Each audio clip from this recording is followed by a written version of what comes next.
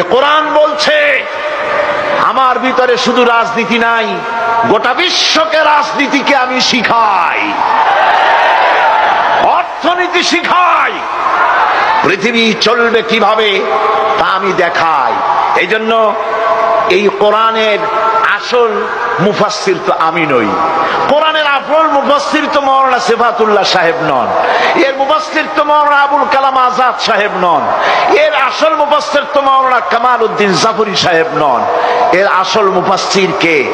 কোরআনের আসল মুফাসসির, genuine authentic interpreter, আল্লাহর পক্ষ থেকে নিয়োগ প্রাপ্ত মূল মুফাসসির যিনি, মূল তরজমানুল কোরআন, কোরআনের ভাষ্যকার যিনি, তিনি হচ্ছেন সর্বকালের সর্বযুগের সর্বশ্রেষ্ঠ মহামানব বিশ্বনবী জনাবে মুহাম্মদ রাসূলুল্লাহ সাল্লাল্লাহু আলাইহি ওয়াসাল্লাম।